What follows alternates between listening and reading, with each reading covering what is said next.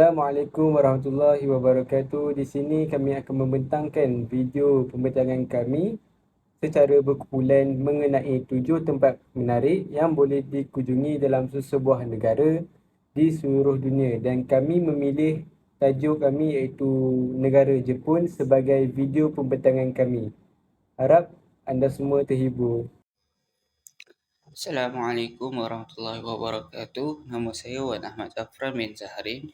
Nombor metrik I23106662. Hari ini saya ingin membentangkan tentang sejarah ringkas Jepun. Prasejarah Jepun dia bermula sekitar tahun 12,000 sebelum Masihi sehingga 800 sebelum Masihi. Ia dikenali sebagai zaman Jomon. Zaman ini mendapat namanya daripada penghasilan tembika yang dicipta menggunakan tanah liat, dan tembika itu kemudian akan dihiasi dengan corak yang diperbuat dengan tali dan simpulan tali tersebut. Teknik ini dipanggil Jomon. Kegiatan manusia pada zaman Jomon dia tertumpu memburu dan mengumpul jenis tanaman yang boleh dimakan. Lepas tu perbuatan pertanian di Jepun pada masa itu bermula pada zaman Yayoi, iaitu dalam 250 sebelum Masihi sehingga 300 sebelum Masihi. Dan zaman itu mencatatkan permulaan menggunakan sawah padi untuk bercocok tanam serta permulaan pembentukan kelas sosial, sistem hierarki di Jepun. Pada zaman ini, negara Jepun dikenali sebagai negara Wa. Jepun kemudian bersatu menjadi negara yang dipanggil sebagai Yamato, di mana ianya diperintah oleh sistem monarki tertua di dunia. Maharaja Jepun pada hari ini adalah keturunan kerajaan zaman tersebut. Pada tahun 538, ia menjadi penanda permulaan zaman Asoka, di mana agama Buddha tersebar ke Jepun melalui kepulauan Korea Selatan. Agama Buddha tersebar secara meluas dan penganutnya bertambah dengan pantasnya. Antara penganut agama Buddha yang berpengaruh adalah putera Shotoku. Di bawah pemerintahannya, Jepun telah dikenali sebagai Jepun, iaitu negara matahari yang namanya negara matahari terbit, Nihon. Perkara ini dapat dikenal pasti ketika beliau menggelarkan dirinya sebagai negara matahari terbit ketika menulis surat ke China yang digelarnya negara matahari terbenam. Selepas kejadian itu, Maharaja Kotoku telah mengubal sebuah perlembagaan yang kepercayaan dikenali sebagai Revolusi Taika.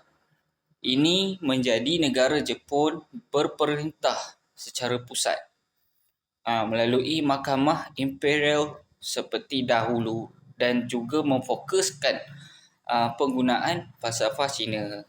Sekian, itu saja. Assalamualaikum warahmatullahi wabarakatuh. Nama saya Di Muhammad Arif bin Farazi. Nombor matris I23106835. Hari ini saya nak memperkenalkan tentang salah satu tempat menarik yang boleh dilawati di Jepun, iaitu Shiratori Garden. Shiratori Garden ni terletak dekat Nagoya, Jepun, dan juga terkenal dengan keindahan alam semula jadi seperti pokok bunga sakura, kolam ikan koi dan juga air terjun. Bukan itu saja, dekat sini untuk masuk ke Shiratori Garden ni kita hanya perlu membayar sebanyak RM300 iaitu bersamaan dengan RM9.74. Bukan itu saja, kalau nak tinggal dekat kawasan sekitar Sheraton Garden ni pun boleh, iaitu sebab apa? Sebab ada banyak hotel yang ada berdekatan dengan Sheraton Garden ni sekitar radius 8km. Okey. Kalau kita datang ke sini, jangan lupa untuk mengamalkan budaya orang Jepun kat sana, iaitu orang Jepun kat sini dia akan minum teh sambil memakai baju kimono dan menikmati manisan-manisan yang disediakan dan sambil melihat keindahan alam semula jadi di Sheraton Garden ini. Bukan itu saja, ada juga orang Jepun yang mengambil gambar perkahwinan mereka dekat sini. Okay, jadi sebab itulah ramai yang jadikan Sheraton Garden ni adalah tempat untuk mereka datang lah. Lagi-lagi orang Jepun sendiri yang suka dengan tempat ini untuk mengambil gambar perkahwinan mereka. Kalau nak datang ke Sheraton Garden ni, kita kena datang pada waktu yang sesuai lah saya cadangkan. Kalau saya tak cadangkan datang pada waktu musim sejuk. Sebab apa? Musim sejuk ni kawasan Sheraton Garden ni dipenuhi dengan salji dan banyaklah keindahan semula jadi yang ditutup oleh salji tu. Jadi tak nampaklah kecantikan pada waktu itu. Tapi kalau nak menikmati keindahan dekat Sheraton Garden ni, saya cadangkan untuk datang pada musim dulu ataupun musim bunga kalau nak tengok bunga sakura tu berkembang lah. Bukan itu saja, boleh datang pada musim panas. Kalau sebab apa? Masa musim panas ni pun sangat cantik lah keindahan kat sana, cuma sedikit panas lah. Ada juga lah yang cakap yang pada musim panas ni dia akan rasa macam panas sikit, jadi terpaksa keluar awal lah. Sebab kat Sheraton Garden ni macam budaya orang Jepun kan, dia berada kat sana musim panas menikmati sambil minum teh, macam tu lah. Assalamualaikum, nama saya Mustafa Faiz bin Mustafa Azmi, nombor matrik I23106734. Kini saya akan menyambung lagi kawasan yang menarik di Jepun, iaitu Shinsekai yang terdapat di Osaka. Shinsekai pada dahulunya kawasan yang terbiar selama bertahun-tahun. Pada abad ke-20, mereka maju dengan hiburan dan restoran mereka. Dengan itu, mereka dapat menarik perhatian orang ramai. Kini, saya akan menunjukkan apa yang menarik di Shinsekai. Yang pertama, restoran Kuchikatsu Daruma. Restoran ini terkenal dengan masakan mereka, iaitu Kuchikatsu. Kuchikatsu ini sejenis makanan yang terdiri daripada daging, sayur-sayuran yang digorengkan sekali. Seterusnya, apa yang menarik di kawasan Shinsekai ialah pemandangan di waktu malam sangat bercahaya dan boleh lihat menara Sukenkaku. Dan akhir sekali, tempat yang terkenal di Shinsekai ini ialah Spa World, merupakan pusat mandian yang sangat besar. Assalamualaikum warahmatullahi wabarakatuh. Nama saya Muhammad Aisyah Imran bin Ahmad Zaki, nombor I23106777. Hari ini saya akan membincangkan tentang pasar Nishiki atau Nishiki Ichiba, di salah satu pasar yang tertua di Jepun, di mana pasar ini telah didirikan pada zaman Edo, iaitu sekitar 1300 tahun lalu, dan bermula pada ketika itu hanya beroperasi sebagai pasar yang menjual ikan sahaja.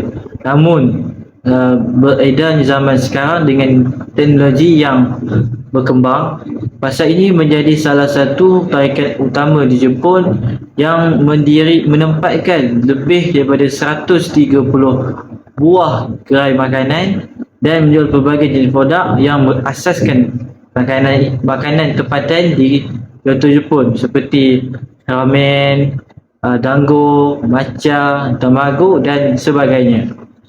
Selain itu, punca pasar ini menjadi tarikan utama adalah kepelbagaian makanan dan restoran di pasar ini. Kerana pasar Nishiki ini tidak hanya menjual produk yang berasaskan makanan, namun menjual pelbagai produk tempatan lain seperti cenderamata, manisan, bahan masakan, peralatan masak. Punca yang kedua adalah ketika para pelancong pergi ke pasar Nishiki ini, para pelancong penjual memberikan sampel percuma kepada para pelancong untuk mencuba sendiri manisan ataupun makanan tradisional yang dijual di pasar Nishiki itu, kerana ini secara tidak langsung boleh menarik para pelancong untuk terus berkunjung ke pasar Nishiki dan menetapkan pasar Nishiki itu salah satu tempat yang sangat menarik untuk dikunjungi pelancong yang akan datang. Yang ketiga adalah pasar ini juga walaupun pasar ini dianggap pasar yang tertua di Jepun, pasar ini dilabel sangat bersih oleh penduduk tempatan dan para pelancong yang datang, kerana walaupun pasar ini sering dipenuhi oleh para pelancong, namun keadaan pasar ini sentiasa terjaga kerana majoriti masyarakat Jepun itu mementingkan kebersihan dalam kehidupan mereka sendiri. Selain itu, pasar Nishiki juga menjadi pusat membeli belah berbagai jenis barangan Jepun seperti jembata, pakaian dan produk-produk tempatan yang dihasilkan dengan harga yang lebih berpatutan daripada bandar-bandar besar di tempat-tempat lain, seperti baju, perhiasan, cincin dan sebagainya. Assalamualaikum warahmatullahi wabarakatuh. Nama saya Muhammad Hakim bin Mat Ramli, nombor metrik I23106664. Okey. Sekarang saya akan menceritakan tempat menarik yang berada di Jepun yang saya dapati, iaitu Pasar Tesukiji. Okey. Pasar Tesukiji ini merupakan pasar borong ikan dan makanan laut terbesar di dunia dan juga pasar makanan terbesar.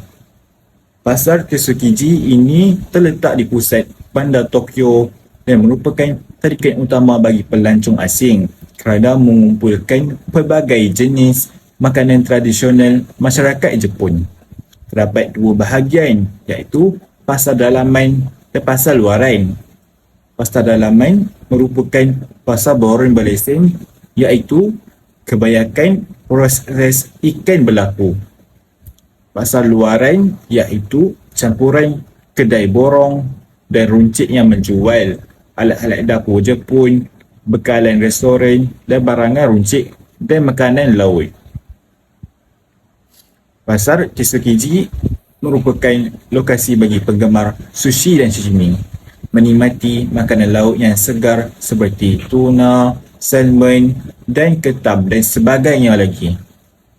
Harganya berpatutan bergantung kepada jenis sushi yang dipilih.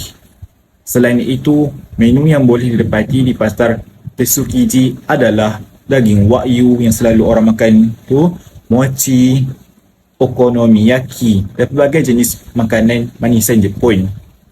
Di pasar Tesukiji juga mempunyai pelbagai jenis cenderahati yang menarik seperti pelapik gelas, pinggan mangkuk ala Jepun dan chopstick. Assalamualaikum warahmatullahi wabarakatuh. Nama saya Muhammad Anis Rahami bin Azman, nombor metrik I23106816. Hari ini saya akan menerangkan tempat menarik yang ada di Jepun, iaitu Ginza. Ginza adalah tempat membeli belah yang murah, mempunyai pelbagai makanan yang enak dan hiburan yang paling terkenal di Tokyo, dan mempunyai banyak pasar raya, butik, galeri seni, restoran dan kafe. Kebanyakan kedai-kedai di daerah Ginza dibuka setiap hari dalam seminggu. Waktu yang paling sesuai untuk melawat tempat ini adalah pada waktu petang di hujung minggu, iaitu apabila pusat jalan Choudori ditutup kepada lalu lintas kenderaan dan menjadi zon pejalan kaki yang besar. Masa jalan ditutup di Ginza itu ditutup adalah pada pukul 12 tengah hari hingga 5 petang. Jadi, Ginza menjadi tempat menarik kepada pelancong yang merupakan pusat membeli belah. Hal ini dapat menarik minat pelancong untuk datang ke Jepun, dan di pusat Ginza ini, pengunjung atau pelancong boleh membeli cenderamata untuk dibawa pulang ke negara masing-masing. Sekian. Hai, nama saya Muhammad Syamil bin Azumuddin, I23106807.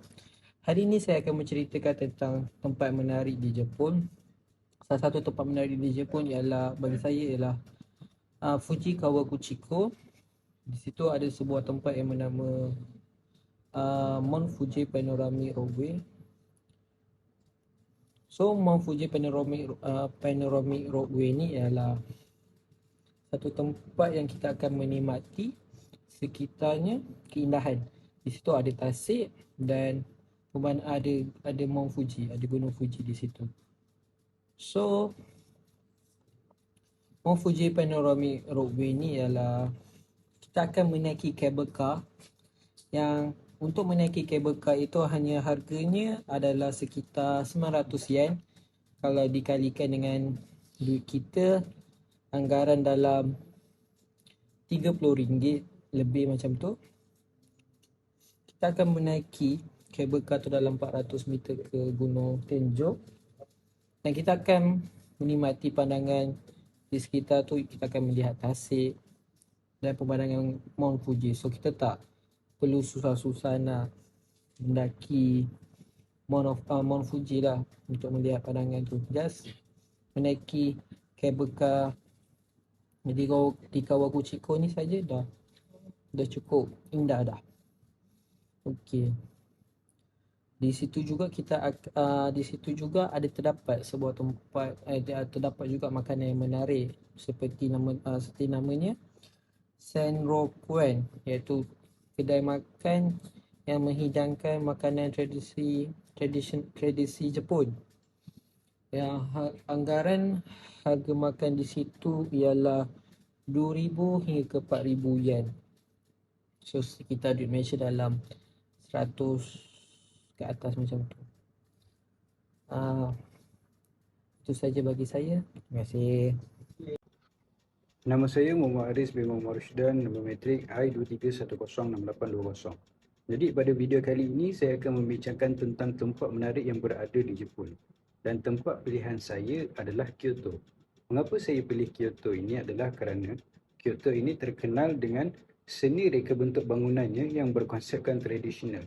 Tidak hanya itu, Kyoto ini merupakan tempat yang penuh dengan sejarah. Jadi Kyoto ini merupakan satu wilayah yang terdapat di tengah-tengah Pulau Honshu dan Kyoto ini merupakan wilayah yang terdapat 1.5 juta penduduk. Jadi tempat yang menarik di Kyoto ini adalah di Gion. Di mana di Gion inilah kita boleh tengok banyaknya bangunan yang berkonsepkan seni reka bentuk tradisional. Dan tidak hanya itu, Gion ni dia terkenal dengan geisha. Geisha ni merupakan penghibur wanita di Jepun lah. Dia menghibur dengan cara menari, menyanyi. Jadi dekat Gion ni juga terkenal dengan pembuatan teh. Jadi jika anda singgah di kedai untuk minum teh di sana, maka anda akan dihiburkan oleh geisha ini dengan nyanyian atau tarian mereka. Jadi sebab kedua mengapa saya pilih Kyoto ini adalah kerana ianya terkenal dengan tempat bersejarah. Contohnya seperti Istana Imperial Jepun. Istana ini dibina pada tahun 794 dan berdiri sehingga tahun 1855. Istana ini merupakan tempat kediaman keluarga Imperial Jepun dahulu. Sebab dulu Kyoto ni merupakan bekas ibu kota negara Jepun. Jadi raja-raja dulu semua duduk dekat sini. Jadi Kyoto ni selain daripada mempunyai bangunan yang berkonsepkan reka bentuk tradisional, ianya merupakan tempat yang amat-amat bersejarah lah. Jadi dekat istana ini, antara perkara yang menarik adalah kerana istana ini dikelilingi oleh tembok yang besar dan juga di tengah istana ini terdapat banyak taman-taman yang indah mata memandang pada pelancong-pelancong di sana. Audio Jungle.